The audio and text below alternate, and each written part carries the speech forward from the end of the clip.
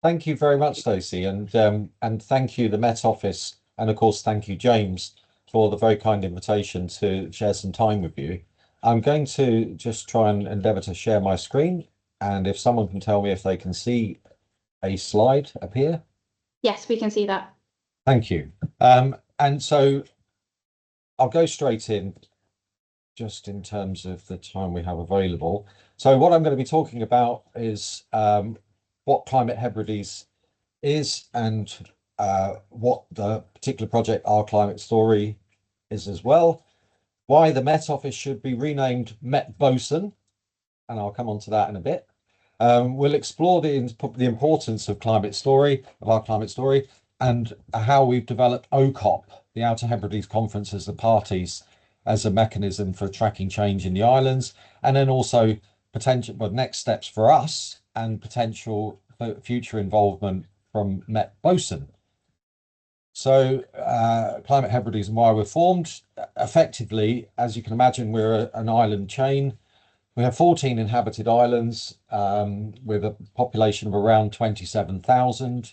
We're yet to see the full breakdown by regions in the islands from the Scottish survey, whatever it's called. We had it a year after England and Wales and Northern Ireland, but we haven't yet got all the full details. But nonetheless, we are an island chain. Everybody lives within a mile of the coast, bar one village, Ackmore. And so we're acutely conscious of things like coastal erosion, sea level rising. We also, for example, in the Isle of Lewis, the mainland mass in the Outer Hebrides, have over 800 land lochs, and some also connected to the sea. So we have a lot of water inland, we have a lot of water out with the villages, and we also have the connection of the two through weather and climate change. We set up Climate Hebrides really as a vehicle to build on the work that has already been developed. And James, in fact, was involved in a project which I think this group has heard about in a previous meeting. So I won't elaborate on that, but that was a fantastic project that involved lots of members of the community and engaging around climate stories to music and working through the arts. But nonetheless, Climate Hebrides is there to build on those activities. And our principal mechanism to have that collaboration is always involving people telling their story. And I'll come back to that. This is just a wee chart about our timeline of how we got going. The Outer Hebrides Community Planning Partnership launched the Climate Change Working Group in September of 2019. Why did they do that? Because young people, using chalk, I should add, basically wrote in giant letters, "Listen to us, there's a climate emergency," on the car park directly in front of the entrance of the local authority offices. And the chief executive and the leader of the council and a whole range of other officials had to walk through that car park to get into the building. And almost immediately there was a community planning partnership climate change group. So who says that young people's activities don't count? And so a various range of activities were developed, and Climate Hebrides itself was established as a community interest company in May 2022. Alongside that, there was a national programme called YCAN, or rather Scottish Community Climate Action Network, developed climate action networks in each local authority area as a precursor towards developing climate hubs. We were appointed by the members of YCAN to take forward the climate hub application to the Scottish Government, and at that point YCAN was closed and we effectively picked up the mantle. We hired our first employee back in September of 2023, and we had our first major event in November of 2023, which was a Gaelic convention on climate change.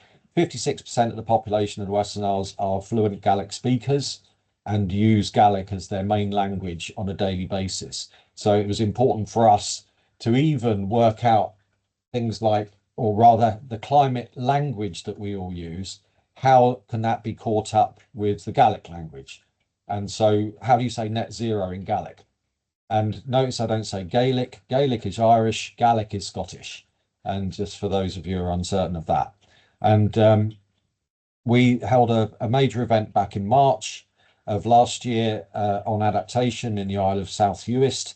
And that was because James will know this well, that particular island is facing major threats from climate change and sea level rising and inland water from the amount of rainfall being captured. And I'll come back to that a bit later on as part of our climate story project. In September of this year, we held our first OCOP1 Conference of the Parties. We had 115 participants, and I'll talk a bit more about that in a second. So the key aspect really is about partnership and collaboration. There's a big long sentence of jargon at the top there. That's from the Community Planning Partnership Climate Change Group. For us as a climate hub of our members, which we have about 152 different members across the islands, and they're mostly community organisations, although 40% are small businesses as well, because small businesses are really affected by climate change, and moving goods and services and people around the islands is under real threat. And so we collaborate closely with them. Our climate story and why the Met Office should be renamed Met Bosun. So here we have it. And this is, or these rather, are the principal successes of the project. And I'll start on the top left there. James has, I cannot stress enough how vital Dr. James Pope has been in supporting the work of climate change adaptation, planning, raising awareness, getting a better understanding of what climate change and a potential futures mean for the islands and for the people of the islands. I cannot, I mean, I could just spend 45 minutes just saying, James, and you know, I don't want to, I'm trying to spare his blushes, but effectively, we had several sets of data supplied, and each time we've gone back and said, oh, listen, James, do you think we could get some data going back to 1960? Because there's a lot of older folk saying, oh, yeah, it was all very well, you're talking about now. But what was it like back in when I was a kid? So he went and got that data, and it was really helpful and very powerful to be able to share actual data with people, so that people didn't just say about, oh, it was always really hot and sunny when I was a kid, you know, and we knew what the weather was like. And he got data down to island level, and it was fantastic. So what that data meant was that we could support nearly 100 events through the Our Climate Story project. And those events, from that, we spoke to nearly 3% of the population of the Outer Hebrides have seen James's work and the Met Office work, and now have a better understanding of climate change and what the potential futures are for the islands. We've reached over 1,000 people, and we've had 220 submissions on our map, and I'll show you that detail in a second.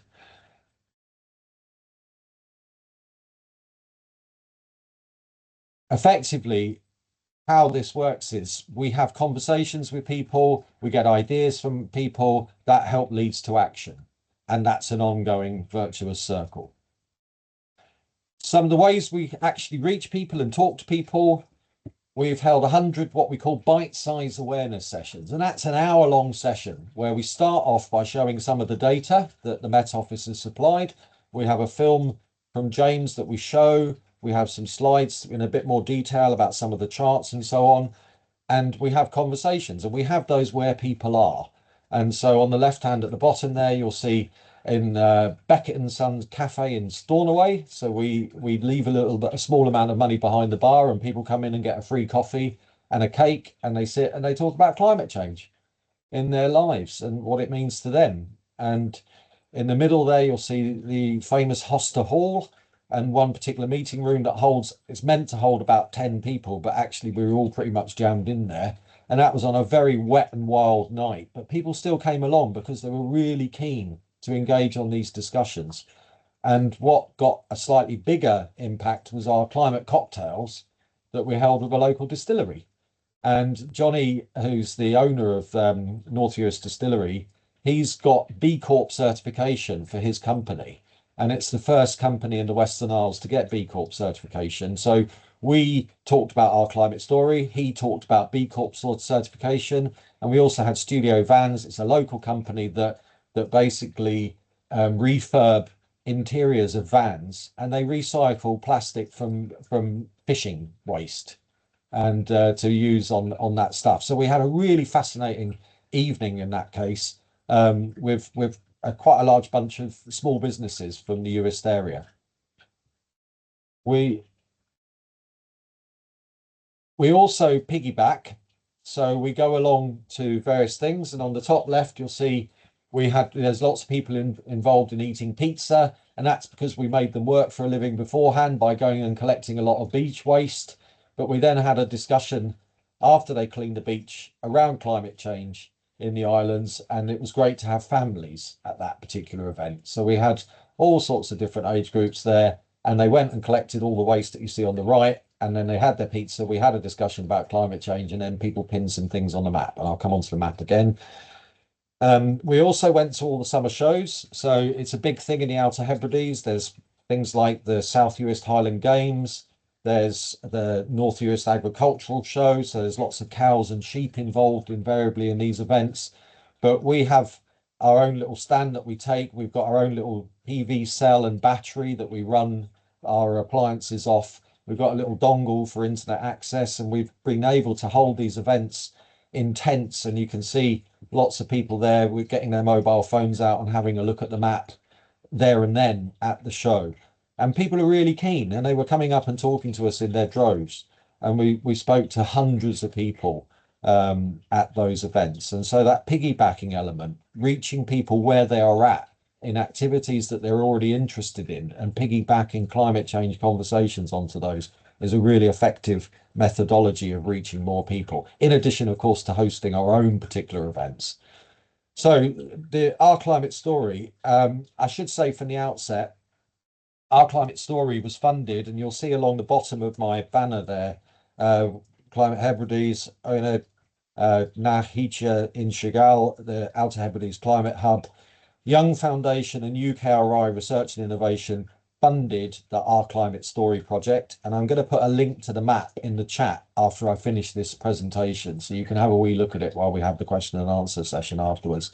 And of course, the Scottish Government helped fund our Climate Hub and us as a sort of core funding, a small amount of core funding. Irina, the lovely Irina, did a huge amount of work, and she works at Sniffer, who deliver Adaptation Scotland. Some of you may have heard of those before, but they were partners with us in the Our Climate Story project, and their job was to look at interpreting data and perhaps and helping us understand different methodologies of both engaging with people, recording their data, using their data, and ultimately help towards building an adaptation plan for the Outer Hebrides / Western Isles, depending on how you want to call it.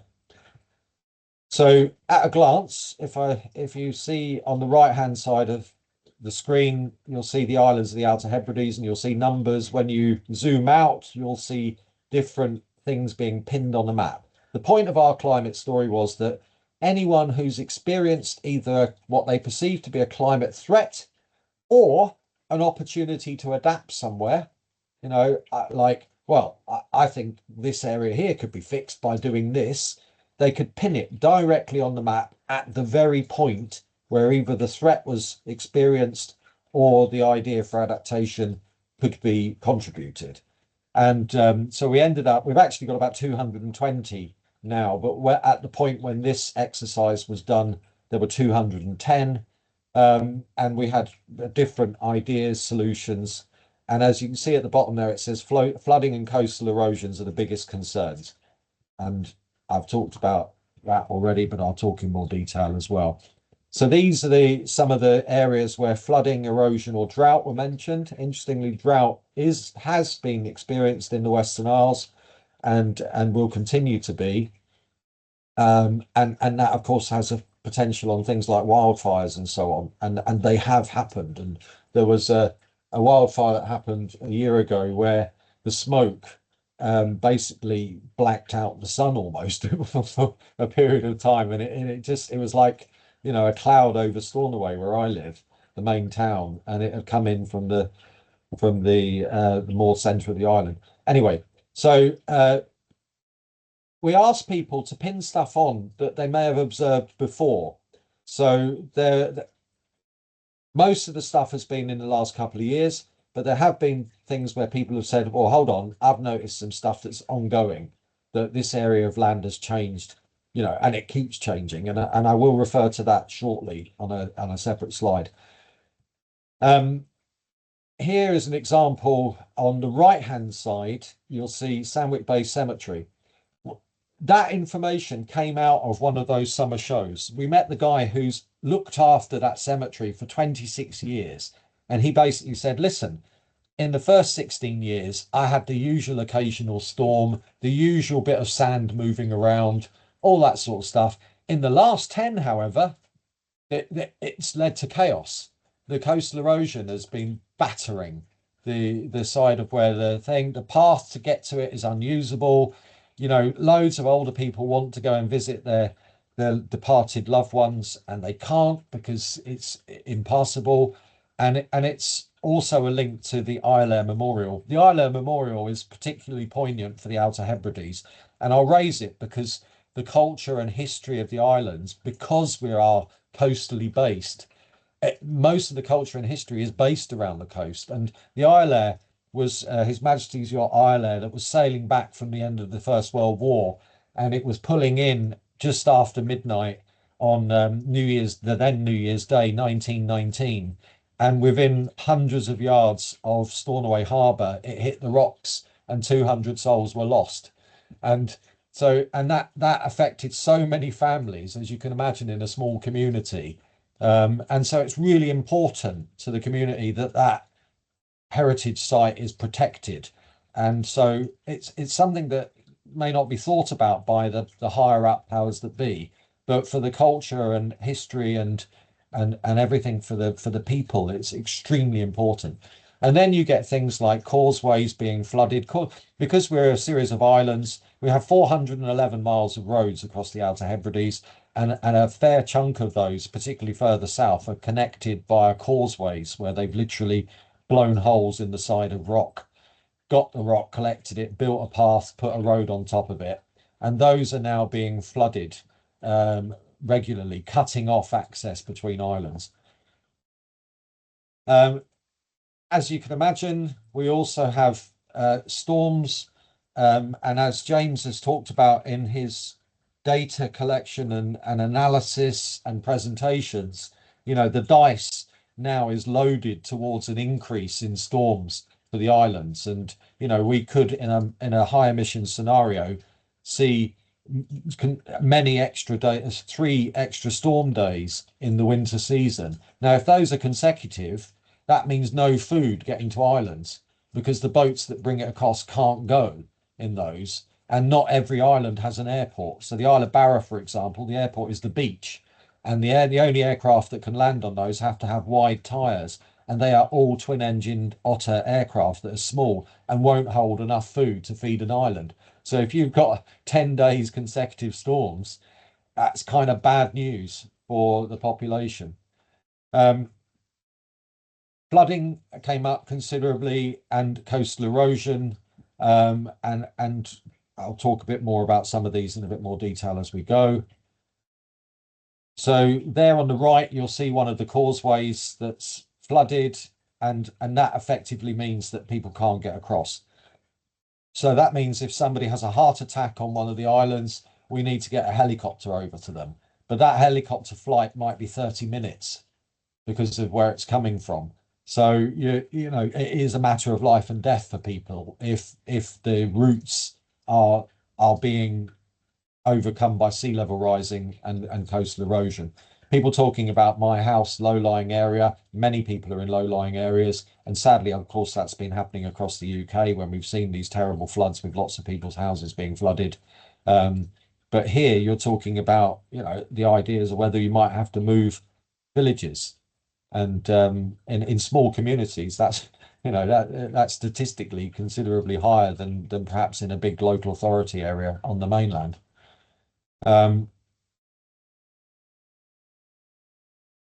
So we do have SEPA flood maps, and so the 2 images on the right show the SEPA, Scottish Environmental Protection Agency, who are responsible for flood issues.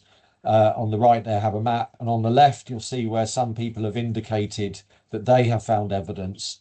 And so when you basically put those alongside, you see that information where people are picking up. Now, obviously, we don't have things put on the map from all across the islands. We haven't had the resources to go and get thousands and thousands of responses, but we have certainly have some. And but one of the points that Arena makes is that it's it's not representative because people volunteer to put things on the map. Okay, we're not mandating people to pin stuff on the map; they volunteer.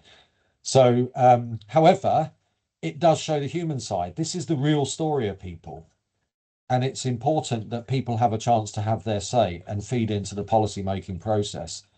So again, we've got areas of erosion, sand movements. The sand protects the dunes protect the maca. The maca is a very unique almost set of sand in soil, flower, grassland, meadow, basically, that then protects the villages. And if you see on the bottom left-hand side there, with the erosion coming up, it's getting closer and closer to that particular village and where people live there.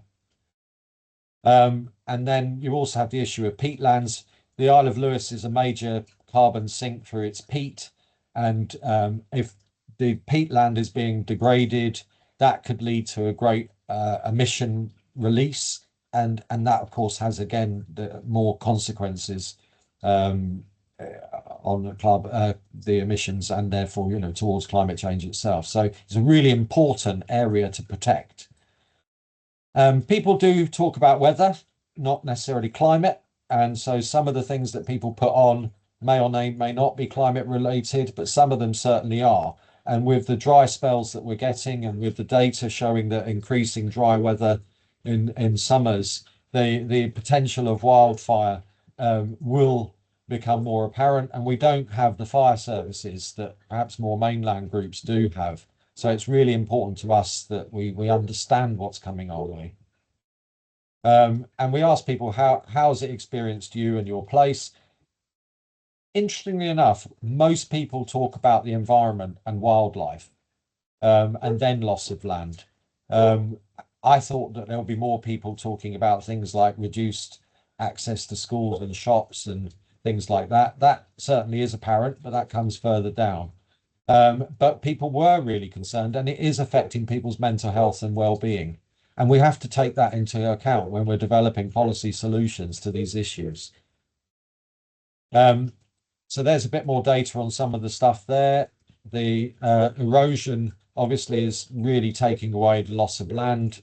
The flooding is having wider impacts on travel, well-being, and access to shops and food and stuff like that. I can tell you that we work with Outer Hebrides that supports people. Forgive me if you can hear a rabid dog going bonkers in the background there. We work closely with Outer Hebrides who support people with neurological conditions, very often very vulnerable and frail people, and they have carers coming to visit them regularly. Well, the NHS and the care services are both saying we're really worried about being able to support people, and those people who are supported are saying we're really worried about being supported by the carers or the NHS. So there are profound discussions that are happening now that involve both patients and the NHS at a corporate level and also an operational level to try and overcome some of these anxieties and look at practical solutions about how we make sure we look after vulnerable people in the islands. So again, people are talking about they've given direct quotes. I've used the example of Belshare Causeway because that's a whole small island that's being cut off, and kids aren't able to get to school. Schools are sometimes closing because their staff can't get into work, and that's having an impact again. It's effectively whole life issues. Interestingly enough, on the right hand side you can see an airport runway. That's Stornoway Airport. That's a NATO length runway designed to land aircraft from America in the event of bombing runs to Moscow, I'm assuming. But they spent £4.5 million adapting the end of the runway because of the coastal erosion. So money can be found for adaptation. We just need to think about how we spend it to help the average Joe in the street. And ferries there's real problems with ferries. we're interconnected by major ferry routes across the islands to the mainland. And, you know, if those boats don't go, the big lorries don't get on the boats, the big lorries don't get off the boats, the supermarkets don't have any food in them. And that's a profound issue. The Isle of Barrow ran out of food in shops last year, and that's a population of about 800. And, you know, it's luckily people are aware of these things and have deep chest freezers and so on. But, you know, we have to understand what will happen with increases in these storms, particularly. Dried up locks, effects on wildlife. You know, it's not just our day-to-day lives that, or unknowing day-to-day lives. I don't know if that makes sense, but what I mean by that is, you know, your average Joe in the street may not think about inland locks, but they are important and they do feed the whole ecosystem in the islands.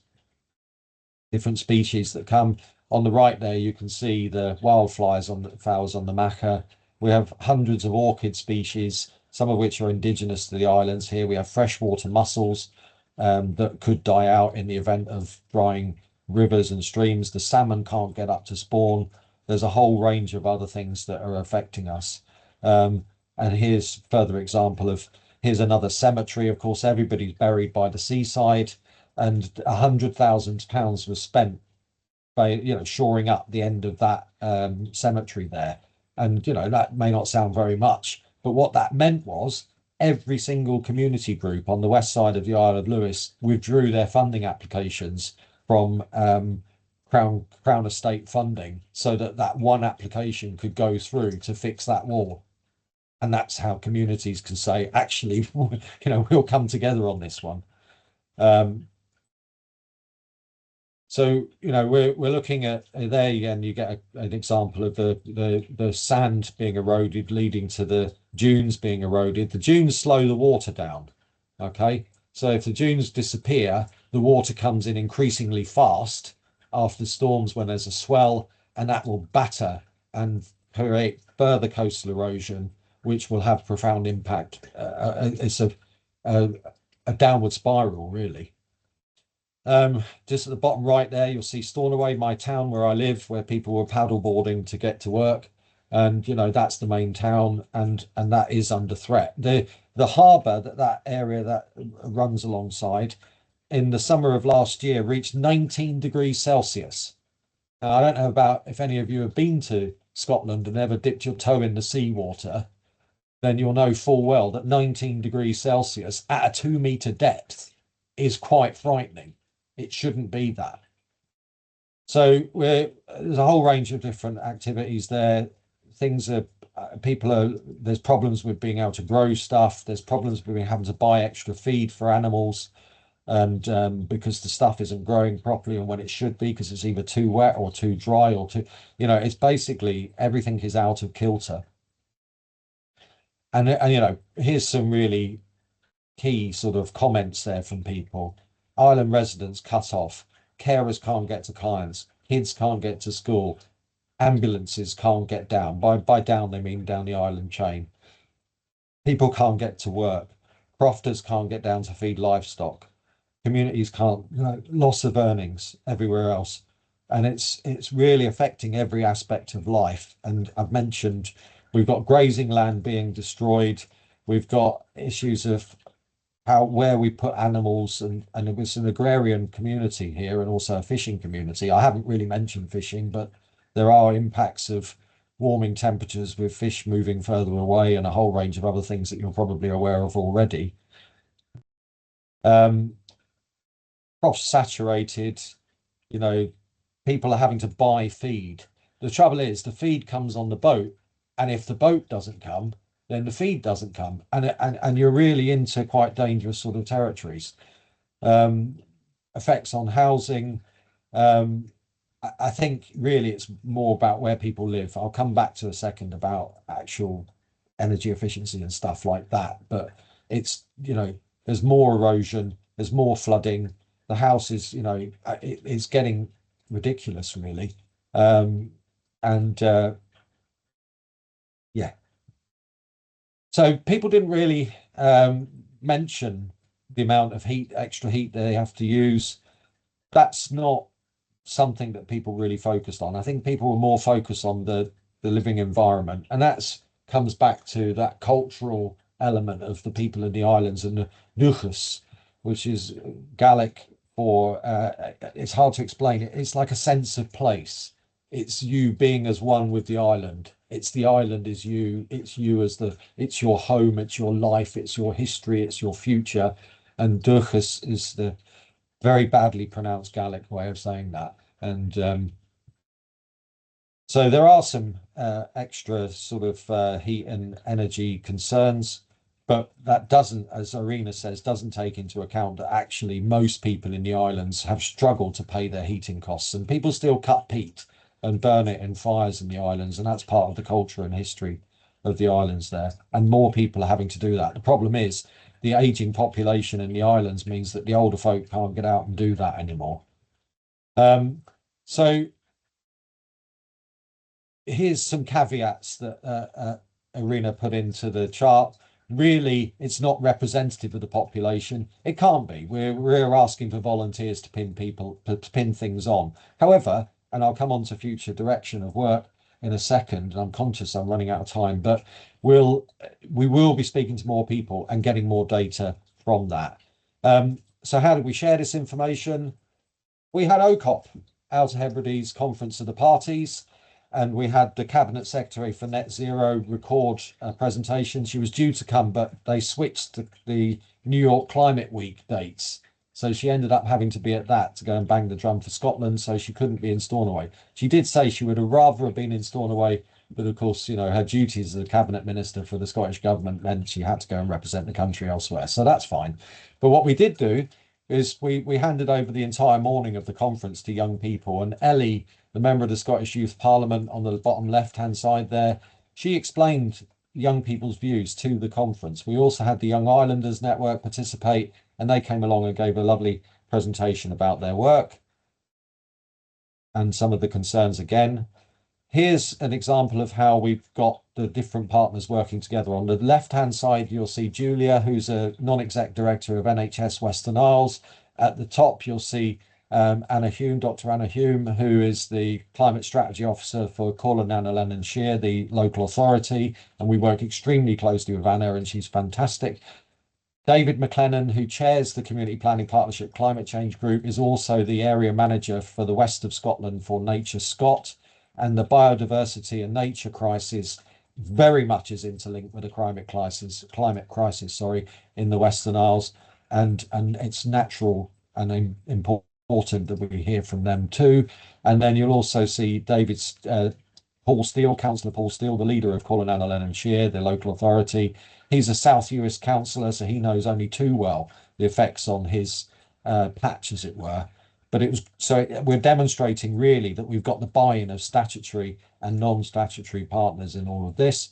I should say, going back to our funders, we had the Young Foundation came to OCOP and sat in the room, and there's a picture of Gary from Young Foundation hearing Christopher, our outreach officer, who did a huge amount of this work, and spoke to all of these people across the islands, along with others. And here's an example where the Scottish National Adaptation Plan, Kay White, she was participating in the conference. Gemma there on the left-hand side, Gemma represents the Gorson estate, which is the top left of the Isle of Lewis. It's a community-owned estate.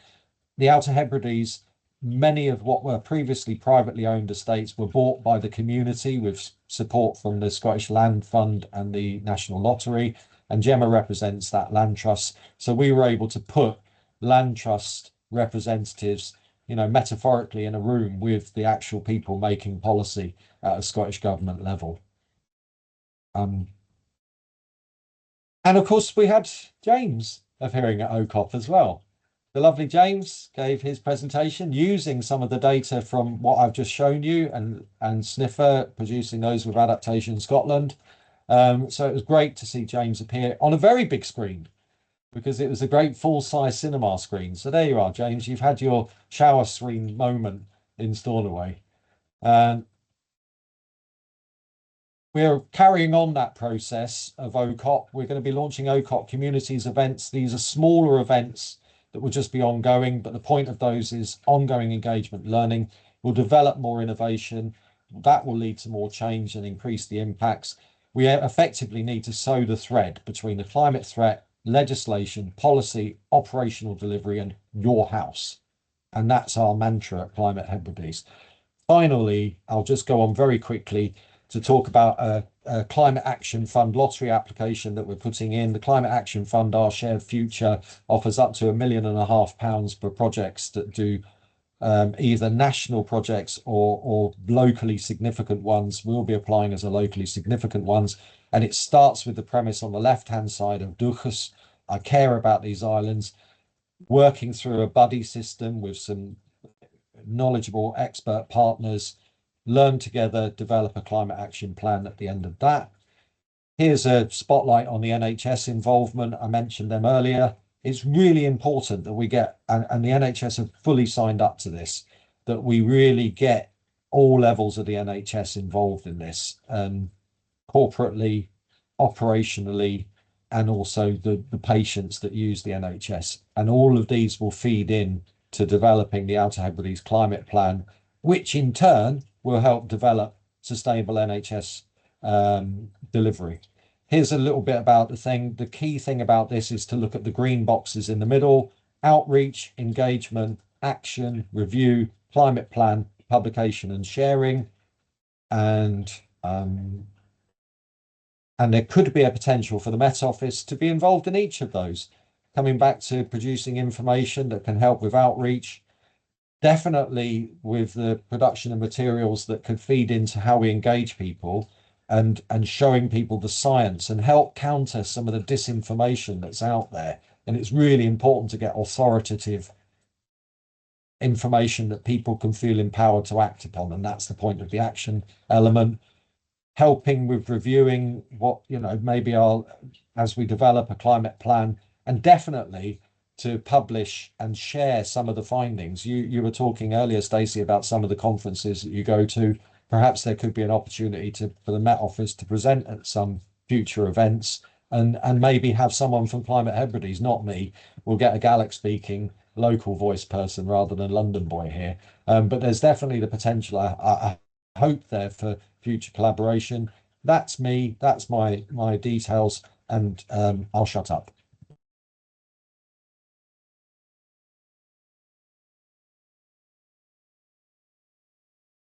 Great, that was fantastic. Thanks, Brian. Any questions online or in the room? To kick us off. Oh, Rebecca?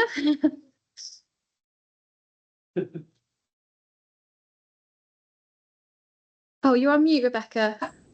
That's sorry, it happens to everyone. Yeah. So that was really enlightening. Thank you very much. I'm fairly new to the Met Office and I'm currently placed in health consultancy. So I was actually, I've got two questions. I'm quite interested in when you mentioned the impacts on health, in particular mental health. There seems to be a big drive in the UK to look at the impacts of climate change and mental health. And I saw from your graph, the flooding seemed to be quite a big contribute quite a lot to that. I wondered if you knew any of the kind of symptoms that people were experiencing. I can imagine it would be kind of like a PTSD, anxiety, and if in fact that has increased sort of diagnosis of mental health conditions. And I guess my second question regarding the NHS services, I wondered whether they were, sounds like they're firefighting really to provide the services needed. And I wondered whether anyone was looking at like potential change in health and how best to assess those changes in physical and mental health. I think that's it. Well, okay. So I'm not a medical practitioner, so you'll forgive me if I use the incorrect terminology or whatever. What I would say is, from my own conversations with people in the client, not the client, I hate that term, the members of Neuro Hebrides. Okay, so I've sat with the group and I've sat in a room with the people who are able to come to an actual event, and and I can't give a description of diagnosis of conditions, but what I can give is the anxiety over, will they get to me? Will people get to me if I need the help? And and that's the question that the NHS are really keen to develop the full answer to. And we know in a worst case scenario, we can get the Coast Guard to send a helicopter. There's a 15-minute response time for the Coast Guard to send a helicopter. But, you know, bear in mind, you saw the length of the islands.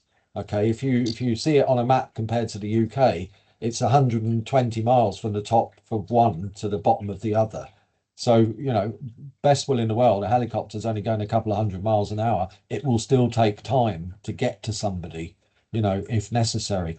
So that concern about will people reach me is very real.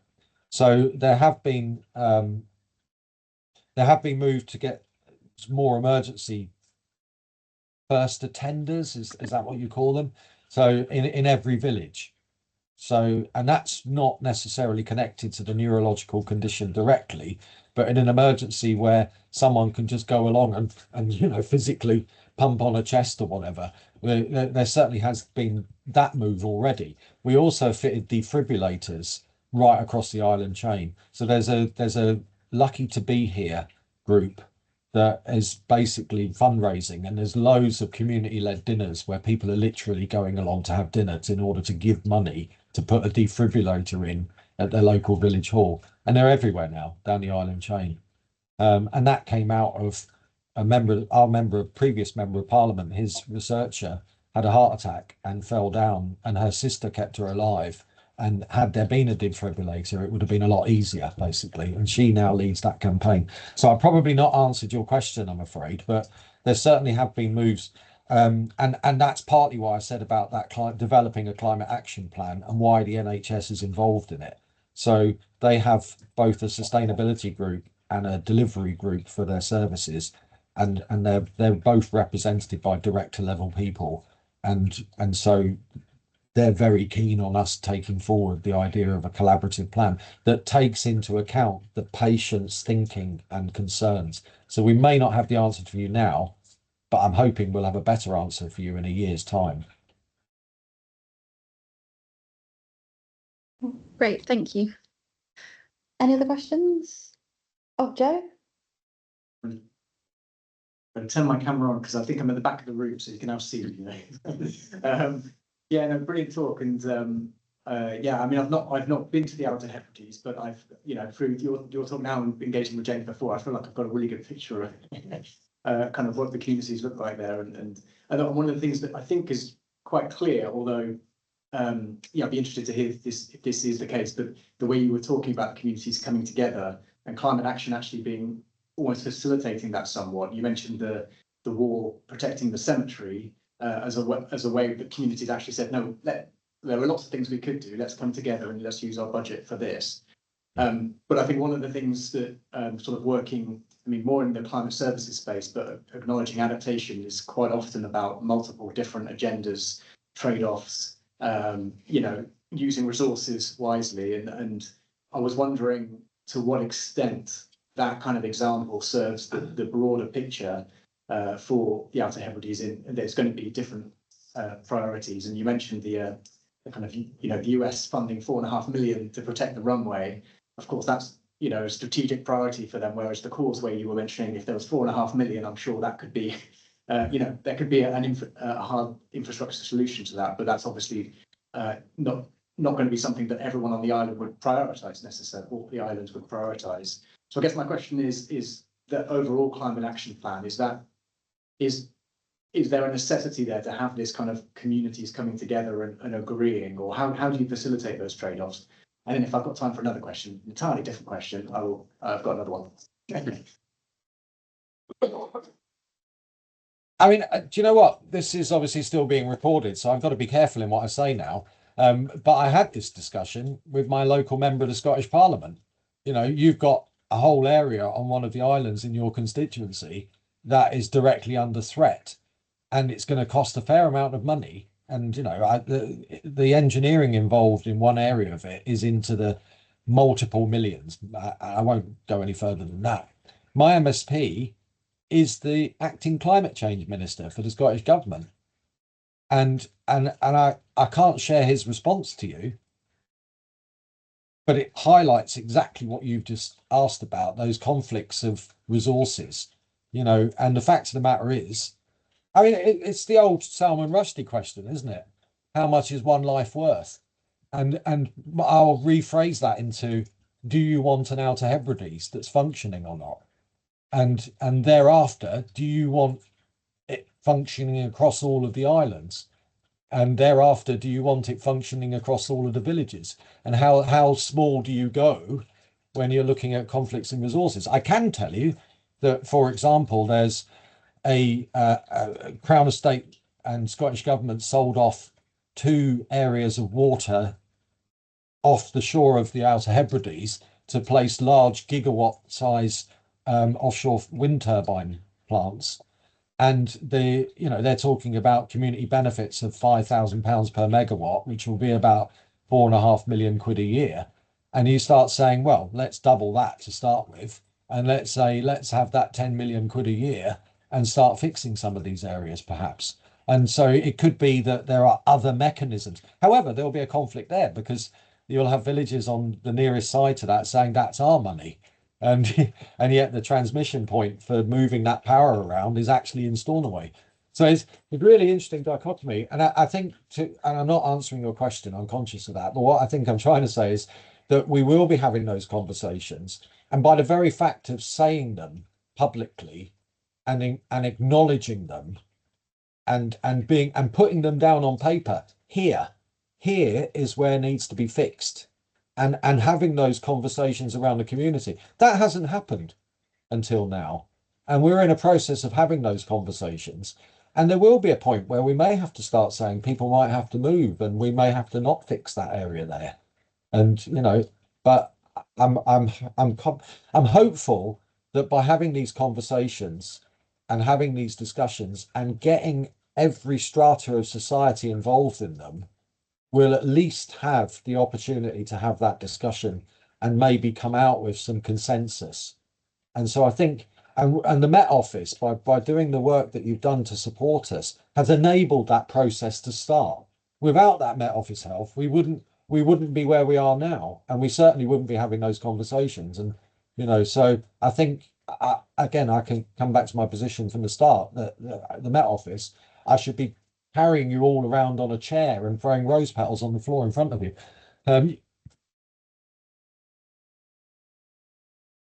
Joe, did you have another one just before Nicola? Yeah, I can come back to those if it's not. Okay, Nicola? I'll turn my camera on as well. My question actually follows on nicely from that point about tying us to a chair and dragging us around. I mean, this is a really nice example of what you've called sewing that thread from the climate risk at what's a fairly high level down to that very community level. What's the importance of that place-based understanding in terms of the cultural heritage, the mental health, all of those different things which are very place-based. And you've done really well to get that funding, and it sounds like you're hoping to continue that through applying for more funding, and it's great that you've had a James Pope to help you with that. But there are many other remote or very vulnerable parts of the UK who perhaps might not be able to access that funding, might not be able to get a James Pope. There's just simply not enough of us to be able to support every remote or vulnerable community in the UK. So I wondered, from your point of view, what we might be able to learn from the experience of the Outer Hebrides that might provide us with some generic learning about what it is that particularly island communities, because there are lots around the UK, or other remote communities, need from adaptation in the UK or from climate information that's provided for the UK, short of repeating something as sort of resource intensive, albeit amazing if you can do that, but short of doing that in every different community. I'm grateful, Nicola, and well, I went through the last few slides quite quickly. I was trying to make sure I got in with my 45-minute slot. The Open University are partnering with us, and they're going to produce an open learning module, which is a 5-week, which will hopefully be a 5-week module for communities on how they can do this themselves. And I think what we can do, if we do it right, and if I can beg, borrow and steal for the Met Office perhaps to participate in, if they can in some way in that particular project, we can build in what you've just said into a mechanism of producing that toolkit on how they can do some of these things themselves. Now that the map has been produced, the actual costs of another area of copying it are about £5,000. And it could be, and it's only 150 quid to host it on their server at UCL going forwards. So, you know, if that local community could get £5,000, they might be able to get their own map tailored for them. And that's Awards for All from the lottery will give 20 grand towards mini projects, and they might be able to get some funding for that. Staffing is a different matter. I accept that. But I think the how-to element is certainly something that we want to get out of this. And that's partly why we're doing this OCOP process as well. And we need to get better. This year was our first year, or last year, sorry. So what we learned from that is really about how we can do it more effectively, but also how we can maybe publish some stuff at that each year. And I think the drive going forwards will be to publish more each year, and that those materials, we're very happy if people adopt anything that we do and perhaps, you know, amend and utilize in their own community. And certainly the perspective of that lottery application was all about sharing the learning. And that's why I mentioned about potentially if the Met Office are speaking any conferences and things like that. But I suppose there is an element of resources and how they can get those, particularly if they need staffing to do this. But I think overall, we might be able to get to a position where we can have those open learning modules that volunteers could adopt and adapt and deliver themselves in their own communities. Oh, that sounds great. Richard, did you have a question? Yes, I did have a question. Thanks, Brian. In fact, you actually partially answered the question I originally was going to ask, was what are you doing about sharing your experiences, and you just mentioned about the Open University and picking up some of this.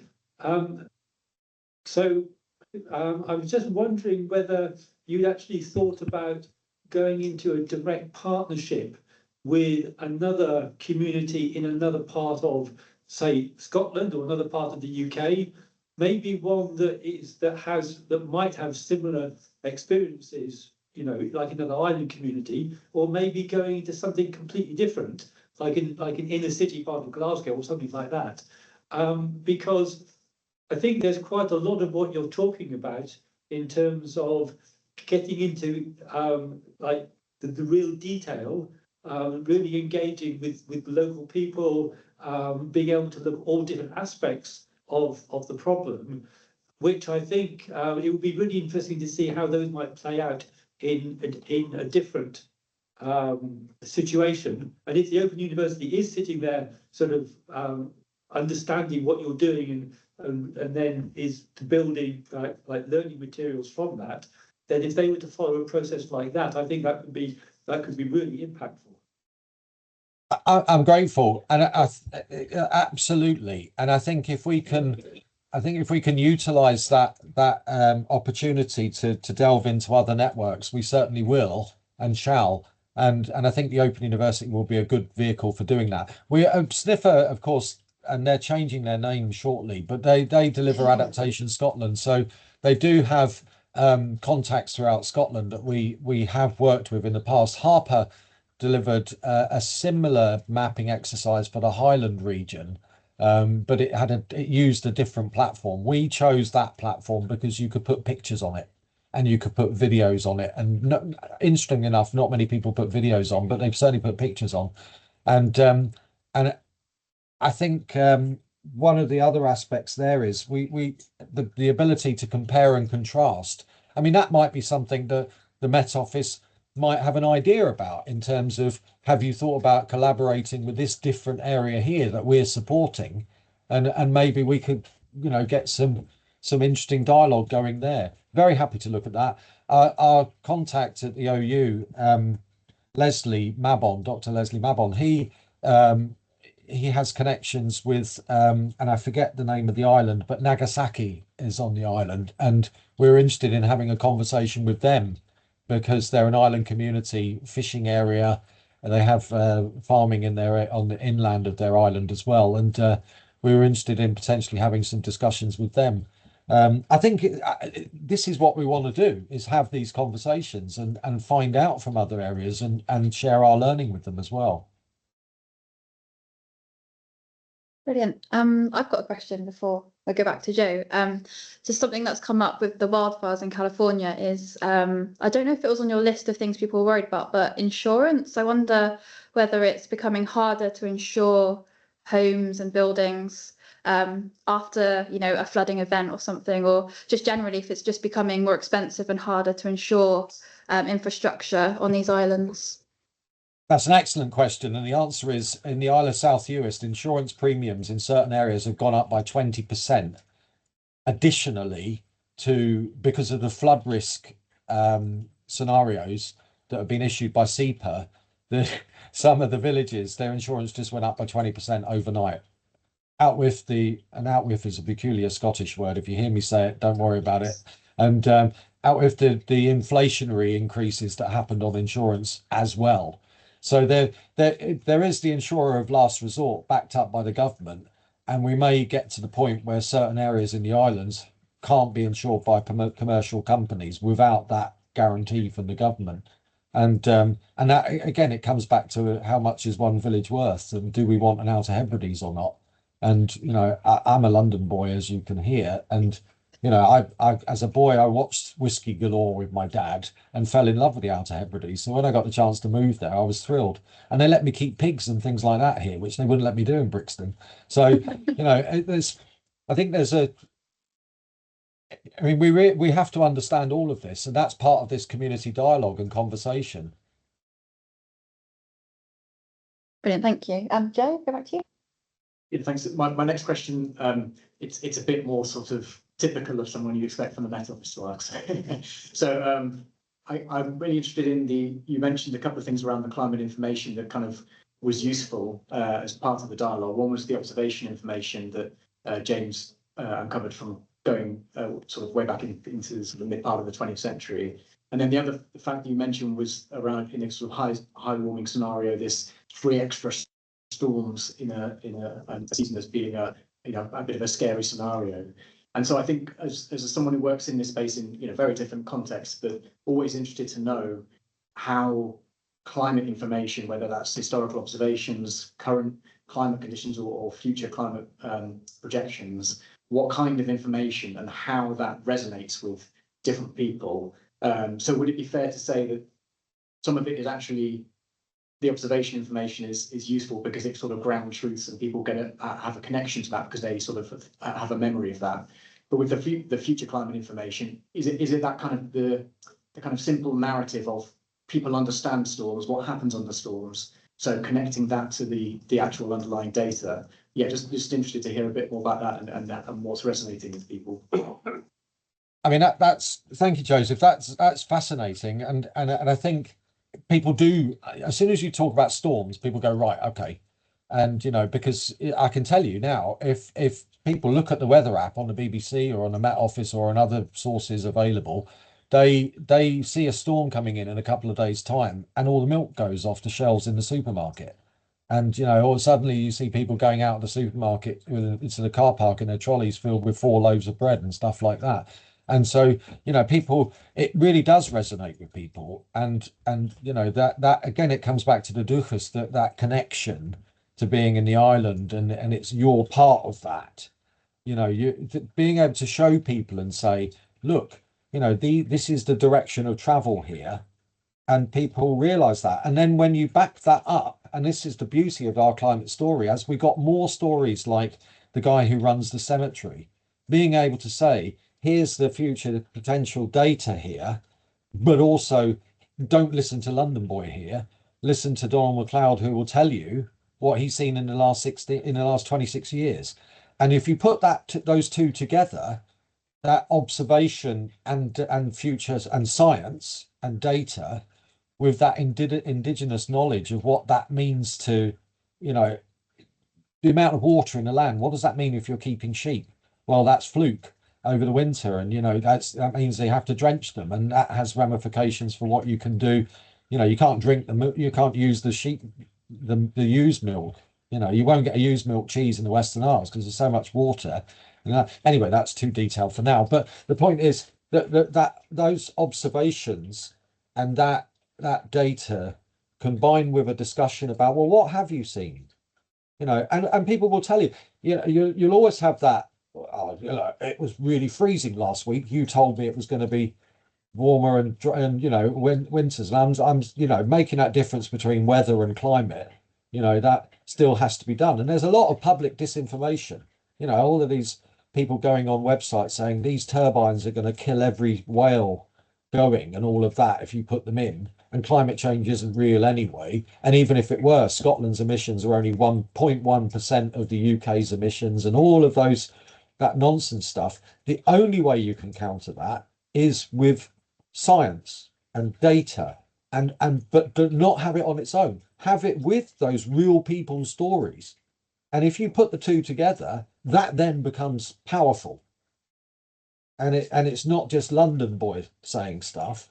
It's actually profound information and data, science, indigenous understanding and learning, and history and culture, and all of that coming into one. And that becomes extremely powerful. Yeah, thanks. I think just to add, I think also hearing about how you describe the Met Office and James's role in this work, it was really interesting to see that diagram that you have. There's the different stages. It's not just provide us the data for the future and the past. It's engaging at the different levels, whether it's awareness or with, you know, I forget the exact steps you had, but that slide that you had where you had the, you know, there's a potential role here in different ways, rather than just coming in and saying, here's some data, go and play with it. And, you know, so that was a really useful insight from how it's worked. But can I respond to that, please? I think that's really important, because it's never been about a passive, oh, can we have this, please? And then we get a few bits of stuff. It's not about that. It's more profound than that. And this is why I'm saying about I need to carry you all on chairs and throw rose petals in front of you. It's because we've had that, you know, the community planning partnership is made up of the NHS, SEPA, the fire service, the police service, the Cornwall and Shear, Climate Hebrides, you know, the arts centres, all of those groups, and James, and James comes along to those meetings, and we talk about policy development, we talk about direction of future projects to help. You know, there isn't the money to deliver a climate change plan unless I go and find it. And I've tried with UKRI through their adaptation program to get some money, but you know, we couldn't be the applicant. It was a research project, and we had the community element bolted on. This lottery application is a community project with the research making and enabling it to happen. And that's why I think that interaction could develop in really fascinating ways in terms of how the Met Office might be able to participate. I'm not saying we'll participate, because I haven't even put a request through yet, but I kind of hope that there will be this. And that might help you develop your thinking about how you might engage with some wider communities going forwards and develop new services, and, you know, and help develop the science as well by getting some more of the people's input. Definitely. Any more questions online?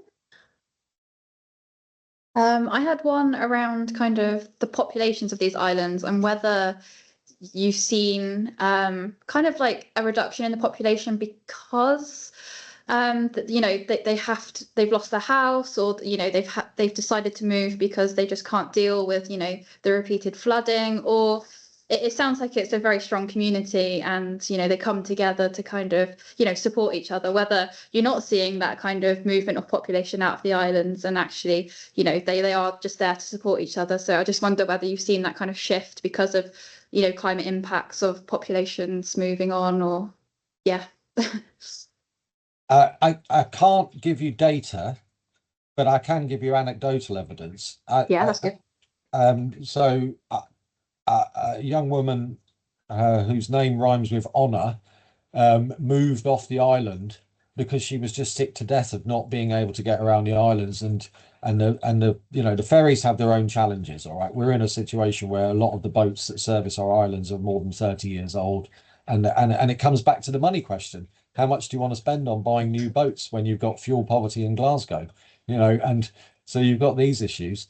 And people have left the islands because they just got fed up with it, and they've just gone, right, up with this I will not put, and moved away. What that means is it's inevitably the younger people who've done that, and the younger people with small children, and they've gone. Now that has ramifications for the whole of the UK is an aging population, but the islands here, you know, 40% of the islands are over 65, and something like 50% are over 50. And the percentage of more than that, in fact, and the percentage of babies and under fives is something like 10%. And so, you know, 10, you know, the demographic time bomb that's coming our way. You know, this is why we need to do all this work, and we need to get this adaptation plan, and we need a mitigation plan, and we need to create jobs and professions in the islands that come out of this activity. Yeah, because I guess you get to a point where you're at risk of losing those communities, which, yeah, would be really terrible. Highlands and Islands Enterprise about 10 years ago did an economic study into the viability of the islands, and it's very hard to find. They buried it really well, but they worked out that if the population fell below 26,000, there wasn't a tax base sufficient to actually make the system work in the islands. Well, we're about 26,500 now.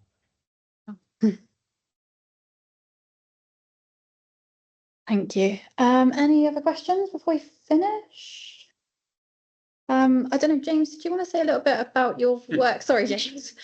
Just for those that might not have been to the CSM previously, James and Brian mentioned this, did some really great work around like the communication of climate information, and I just wondered if you just give a little snippet of what that project was, and I can put a link to the CSM recording. But yeah, so I worked with other members of the climate change working group, and we were led by a lad called Matthew Logan at Community Energy Scotland. He secured some NERC funding, and from that we worked with a local artist, Sandra Kennedy, and Sandra and I turned UK CP data into music. Sandra then field recorded wind and rain and waves on the islands, and then we blended that with interviews of local members of the population, awful lot of fishing community, but also people that Sandra knew who lived around her where she worked, and we put these together into 3 pieces of music that sort of sat at around a very analog version of Brian's map, which is literally people in a room around a piece of paper, and they put post-it notes on and started to identify the different challenges and the different sort of solutions they thought existed. And we sort of played I say we, I wasn't there. I joined remotely to talk about the science. I've only ever seen the Outer Hebrides via camera. But we have this sort of, so the piece was played, there was a science presentation, another piece was played, and then we got people to gather around and talk and discuss. And I think some of that has then inspired a little bit of what Brian's doing. And Nat, who was on the call earlier, I can't see if she's still there, was at Sniffer. She's now here at the Met Office. She was also involved on the Sniffer side. So yeah, it was a good project, and we also wrote it up as a paper. So there's a research paper on it as well. I'll pop that in the chat as well. Share the links and the papers in the chat. So yeah, it's a great project. I don't know, Brian, if you had anything to say on it. Well, I know of the project very well, and I work daily with Matthew and others, and it was a piece of beauty, and I'm surprised it wasn't entered to the BAFTAs. because it was just so, it was so profound and so unusual, and running with a film theme, shall we? If you're familiar with the what's the Jules Verne 20,000 Leagues Under the Sea, where the guy plays the organ. Okay, and if you listen to that music, it starts off like the guy plays the organ very gently, and then by the time it gets towards the end, because it's incorporating all the different weather and the changes in the weather, it's like it's like, you know, crazy like playing, and it's absolutely beautiful. Oh no.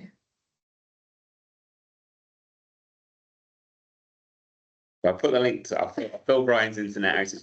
I put the link to the music. I would listen to music. And you'll hear in that some of the voices are in Gaelic, so that we can have that, because as Brian, that's people's language, and you can't.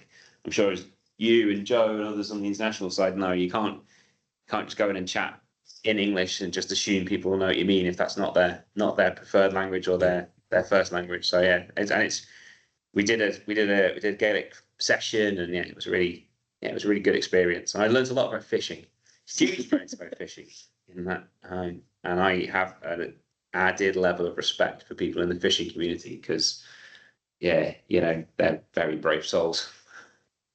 Yeah, I mean, there's a reason why to those in peril on the sea is so haunting, you know, because they genuinely do go out and do that, and it's quite incredible what they do. No, this piece of work directly led to our climate story, and that working with us, and that has been to Stornoway, and I didn't realise she was on the call earlier. Otherwise, I'd have said hello and a big shout out to her.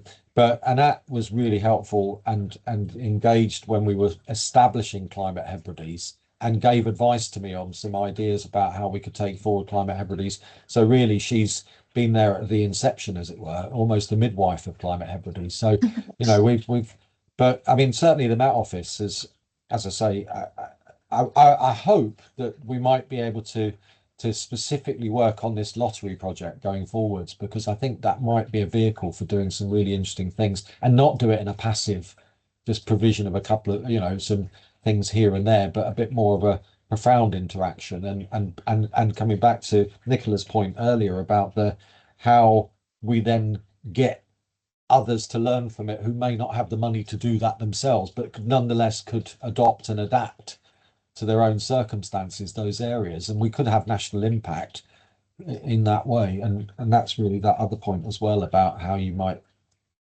translate to other areas and support them. Definitely, and I think the whole, like, James's project and then leading on to your project is a great example of collaboration. So yeah, it's really great to hear about this, and hearing about James's work again. If there's no more questions, we can end it there. A huge thank you, Brian, for sharing your work with us and spending time with us. And I can share the list of conferences, because I think the UK Climate Impacts Conference, which I mentioned, this work would fit in very nicely there. So I can share that link with you and your team. Because I think it's really important to share the work. The more you share it, the more it could then be used for other islands and other areas. So absolutely. No, I mean, and if Met Office wanted to do something at that event and maybe collaborate with us, then I'd be very happy to entertain that as an idea, and it would be lovely to. And please, if you're going to have any sort of, you know, in-depth discussions as an organisation and need somewhere to go and do it, will you come to the Outer Hebrides and spend a bit of money in the local economy here and come and see the areas? The Outer Hebrides is a country within a country. 411 miles of roads, 7 maritime ports, 3 airports, 2 hospitals, 26,000 people across 14 inhabited islands. Everything that's happening around climate change and weather is happening in the Western Isles, and you could be part of it. Come and visit. A very nice sales pitch. We definitely need to send James up to see it. You need to see the island. So big thank you, and thanks for everyone for participating, and I will send you the recording. Thanks, Brian. Thank you. Thanks, Brian. Bye-bye.